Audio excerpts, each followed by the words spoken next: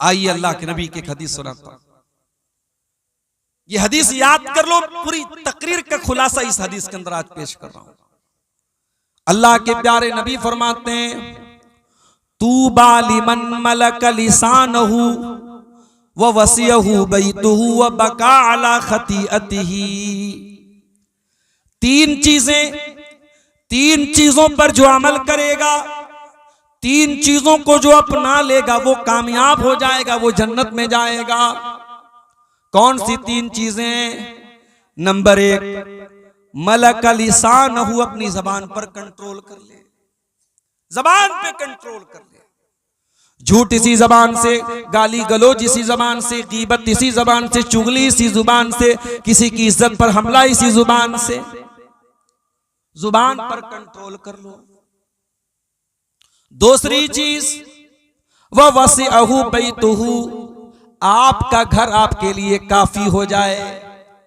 अपना बिजनेस करने के बाद, अपनी जॉब करने के बाद, अपनी दुकान पर काम पूरा करने के बाद जो बाकी टाइम मिले वो अपने घर को दो, अपने घर वालों को दो। अल्लाह के नबी फरमाते हैं कि उसका घर उसके लिए काफी हो जाए।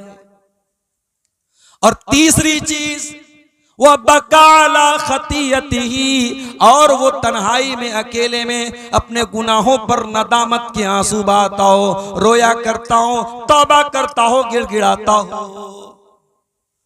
मेरे प्यारे भाइयों, हमने तो रोना भी बंद कर दिया, हमारी आंखें खुश्क हो गई, हमें तो रोना भी नहीं आता।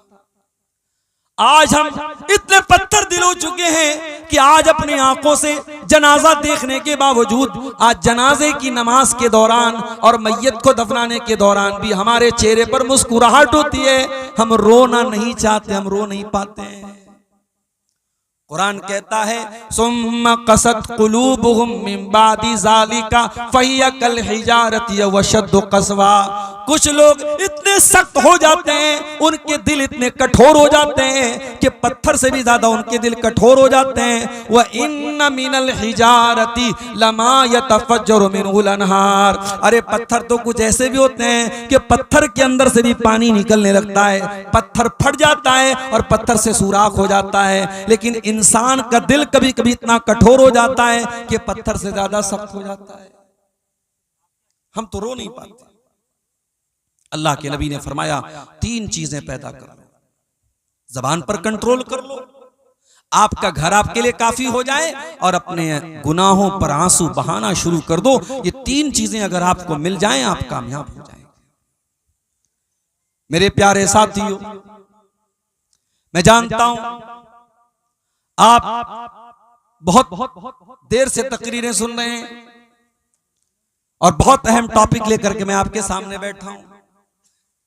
बहुत लंबी बात नहीं करूंगा, बड़ी टू द पॉइंट बातें आपके सामने रखूंगा। कुछ तरीके बताऊंगा, कुछ नुस्खे बताऊंगा, अपने घर को कैसे सुधारा जाए, अपने घर को कैसे संवारा जाए, अपने घर को इस्लामी घर कैसे बनाया जाए। इसी टॉपिक पर कुछ बातें आपके सामने रखूंगा। हम मकान बनाते हैं, मकान में सबसे जरूरी चीज होती है मकान की बुनियाद, फाउंडेशन। बेहतरीन बिल्डिंग खड़ी कर दें, लेकिन अगर बुनियाद कमजोर हो जाए तो आपका मकान कमजोर माना जाएगा और एक दिन धराशायी हो जाएगा, धड़ाम से गिर जाएगा। अगर अपने घर को एक अच्छा घर बनाना चाहते हो तो जिस तरीके से मकान बनाने के टाइम ये देखते हो कि बुनियाद कैसी है, वैसे ही मकान बनाने के टाइम ये भी देखो ये मकान हम हराम कमाई से बना रहे हैं या हलाल कमाई से बना रहे हैं, ये सूद और ब्याज के पैसे से बना रहे हैं, रिश्वत के पैसे से बना रहे हैं, या जायज कमाई से बना रहे हैं, किसी का हक मार के बना रहे हैं, या सही तरीके से बना रहे हैं। तुम देख लो कि उस मकान की बुनियाद में तुम क्या डाल रहे हो। कुरान कहता, फमन अस्ससा बुनियानहु अला तक़वा मिनल्लाहि व रिज़वानिन खैरुन अम्मन अस्ससा बुनियानहु अला शफा जुरुफिन हारिन फनहार बिही फी नारी जहन्नम। कुरान कहता है दो टाइप के घर होते हैं। एक घर वो है जो अल्लाह के तकवा की बुनियाद पे खड़ा है, जिस घर का बनाने वाला ईमानदार है, सही है, नेक है, हलाल कमाई से घर बना रहा है। और दूसरा वो है जो हराम खोर है, जो ब्याज का पैसा लेके आया है, जो रिश्वत का पैसा लेके आया है, जो भाई का हक मार के आया है, जो बहन का हक मार के आया है। किसी जगह एक लाइन पड़ी, बड़ी अच्छी लाइन थी कि मामू जान हज करने जा रहे हैं, अपनी बहन का और अपने भांजों का हक मारने के बाद तीसरी मर्तबा मामू जान हज करने जा रहे हैं। यह समाज की बड़ी कड़वी हकीकत है। हमें से हर इंसान किसी का मामू होगा, किसी बहन का भाई होगा। हमारी दीनदारी सिर्फ दाढ़ी पर है, हमारी दीनदारी सिर्फ माथे पर सज्जे के निशान पर है। हम बड़े दीनदार बन गए, पांचों टाइम के नमाजी बन गए। याद रखो मेरे भाइयों, ये जो मीरास में जिसका जितना हिस्सा है, बेटे का इतना है, बेटी का इतना है, माँ का इतना है, बाप का इतना है, भाई का इतना है, बहन का इतना है, ये किसी मुफ्ती का फतवे से नहीं बना है। ये अब्दुल गफ्फार सलफी साहब ने, ये तौहीद आलम साहब ने, या कोई फला आलिम साहब ने अपने घर से ये मसला नहीं बनाया है। ये कुरान की आयतें हैं, अल्लाह का बनाया हुआ कानून। और अल्लाह ने कुरान में जब मीरास का मसला बयान किया तो क्या फरमाया? वतिल्का हुदूदुल्लाह। मेरे बंदो, हम जो मीरास का कानून बता रहे हैं, ये अल्लाह की बनाई हुई बॉर्डर है। जिस तरीके से इंडिया और बांग्लादेश की बॉर्डर पर आप देख लीजिए, बीएसएफ के सिपाही तैनात रहते हैं, जो ये देखते रहते हैं कि कोई बांग्लादेशी इंडिया में ना जाए, और बांग्लादेश के फौजी ये देखते हैं कि कोई इंडिया का आदमी बांग्लादेश में इनवैलिड तरीके से ना जा सके। कुरान क्या कह रहा है? वतिल्का हुदूदुल्लाह। हमने जो ये कानून बनाया है, ये हमारी बनाई हुई बॉर्डर है, ये हमारा बनाया हुआ कानून है, ये हमारी बनाई हुई लिमिट्स है। जो इनको क्रॉस करेगा वो बर्बाद हो जाएगा, वो जहन्नम की आग में जलेगा। मकान आप बना रहे हैं, लेकिन पैसा कहां से लाया? आप इमारत की बुनियाद क्या रख रहे हैं? बेईमानी पर तो नहीं है, चोरी पर तो नहीं है, और सूदखोरी पर तो नहीं है, रिश्वत पर तो नहीं है। बुनियाद किस चीज पर है? अल्लाह फरमाता है कि ऐ मेरे बंदो, एक इंसान अपने मकान को अल्लाह के तकवा और उसकी रजा की बुनियाद पे खड़ा कर रहा है, और दूसरा इंसान किसी गड्ढे के किनारे अपने मकान को बना रहा है और हराम तरीके से अपने मकान को बना रहा है। फन्हार बिही फी नारी जहन्नम। और एक दिन आएगा, उसका मकान गिर जाएगा और उसको जहन्नम में लेकर के चला जाएगा। बच्चों से प्यार करते हो ना? अगर बच्चों से प्यार करते हो तो कभी हराम कमाई मत खिलाना अपने बच्चों, कम खिला देना। 2 रोटी कम खाएगा आपका बच्चा, कुछ कमजोर रहेगा चलेगा, कुछ दुबला पतला रहेगा चलेगा। हराम की कमाई अपने बच्चों को मत खिलाना मेरे प्यारे साथी। अल्लाह के प्यारे नबी फरमाते हैं, जो जिस्म हराम कमाई से परवरिश पाएगा, फन्नारु औला बिही, वो जहन्नम की आग में जलेगा। अरे हम तो अपने बच्चों से इतना प्यार करते हैं। कभी कभी मेरे साथ ऐसा हुआ, मैं सफर में हूं, घर से बीवी का फोन आया, किसी बच्चे को चोट लग गई, किसी बच्ची को चोट लगी, वीडियो कॉल से मैंने देखा। मैं बिहार में बैठा हूं, मैं यहां से कुछ नहीं कर सकता। वहां बच्चे को चोट लगी है, बाप होने के नाते मेरा दिल तड़प जाता है। और अगर बच्चों को ऐसी चोट लग जाए कि बच्चों का खून निकलने लगे तो इंसान बेकरार हो जाता है। अपने बच्चों को हम जर्रा बराबर दुख और तकलीफ में नहीं देख सकते मेरे प्यारे साथियों। हम जहन्नम की आग में अपने बच्चों को कैसे जलना पसंद करेंगे? इसीलिए अल्लाह के नबी फरमा रहे हैं, जो हराम कमाई अपने बच्चों को खिलाएगा, जो जिस्म हराम कमाई से परवरिश पाएगा, फन्नारु औला बिही, वो जिस्म जहन्नम की आग में जलेगा। अब ये आप तय कर लीजिए कि आपको अपने बच्चों को जहन्नम की आग में जलाना है या जन्नतुल फिरदौस में दाखिल करना है। तो घर को अगर एक इस्लामी घर बनाना है तो पहला स्टेप याद कर लो मेरे प्यारे साथियों, हमें अपने घर की बुनियाद को सही रखना है। और आगे बढ़िए, घर में दाखिल होते हैं हम, सबसे पहले चौखट आती है। दरवाजे के पहले चौखट पर हम पैर रखते हैं, उसके बाद दरवाजे में दाखिल होते हैं। पता ये चला कि मकान की चौखट बहुत इंपॉर्टेंट होती है, बहुत महत्वपूर्ण होती है।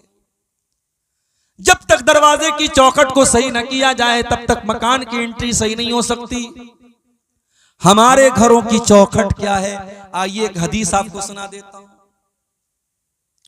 इब्राहिम अलैहिस्सलाम अपने बच्चे इस्माइल को मक्का में छोड़ के जाते हैं, अपनी बीवी हाजरा को मक्का में छोड़ के जाते हैं।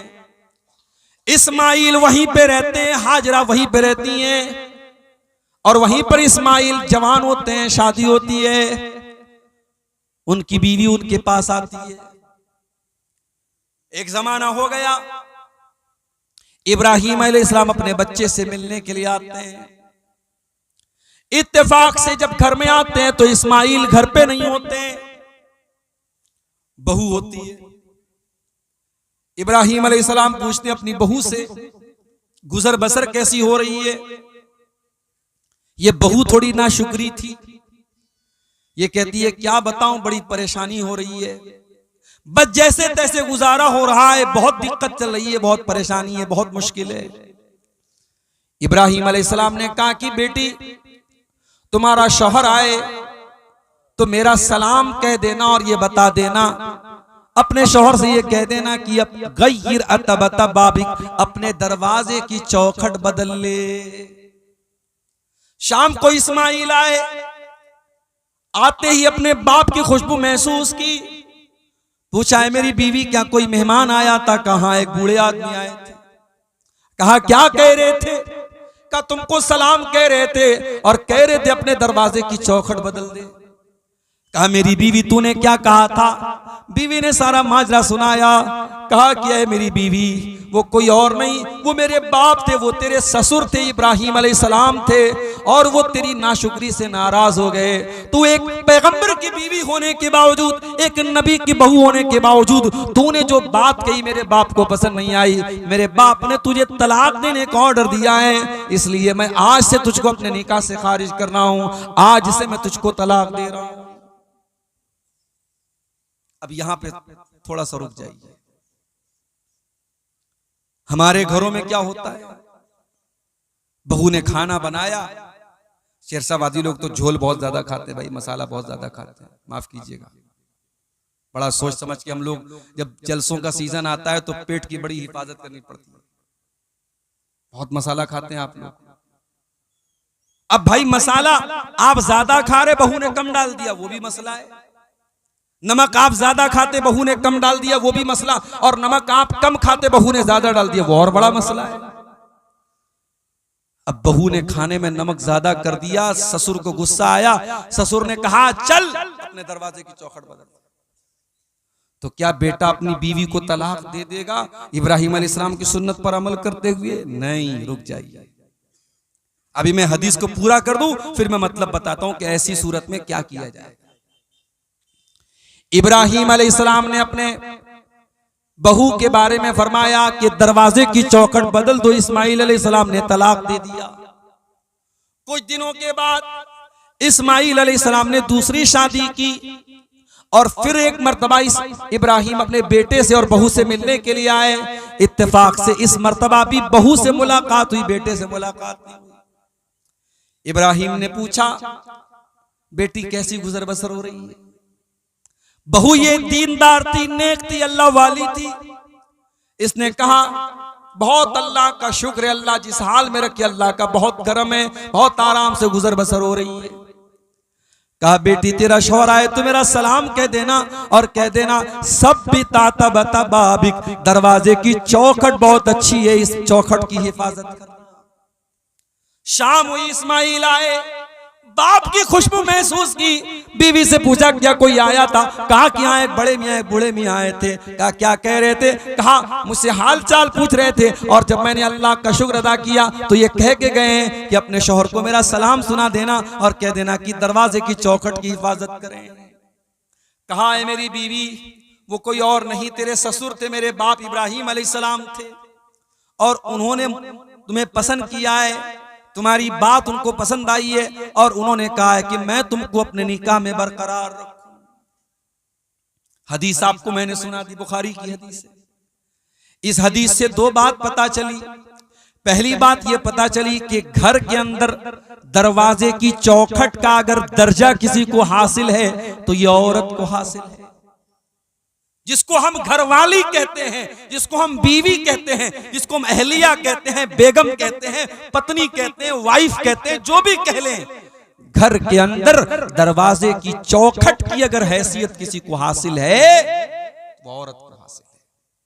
पता ये चला अगर औरत गड़बड़ है तो इसका मतलब कि दरवाजे की चौखट गड़बड़ है, और जब दरवाजे की चौखट गड़बड़ है इसका मतलब कि दरवाजे की एंट्री गड़बड़ है, दरवाजे में आप सही तरीके से दाखिल नहीं हो सकते। इसलिए घर को अगर बनाना है, संवारना है, तो घर की घरवाली का अच्छा होना बहुत जरूरी है।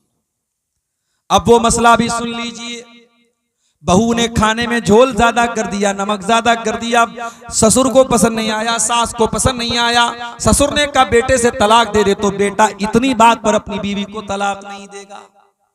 अगर आपको ये लगता है कि इब्राहिम अलैहिस्सलाम के कहने पर इस्माइल ने तो तलाक दे दिया, तो कान खोल करके सुन लीजिए, अगर बाप इब्राहिम अलैहिस्सलाम के जैसा हो तब बाप के कहने पे बेटा तलाक दे देगा। हर बाप के कहने पर बेटा अपनी बीवी को तलाक नहीं देगा, वरना हर छोटी छोटी बात पे तलाक हो जाएगी। अगर इब्राहिम के जैसा बाप हो, उतना समझदार, उतना दूरअंदेश, उतना दीनदार, उतना होशियार, उतना जीनियस, उतना गहरी नजर रखने वाला, उतना अल्लाह वाला, तो अलग बात है। हर बाप को इस बात की इजाजत नहीं है, हर माँ को इस बात की इजाजत नहीं है कि वो बोले कि बहू को तलाक दे दो, बेटा तलाक दे दे। तो शौहर के घर की चौखट है बीवी मेरे साथ।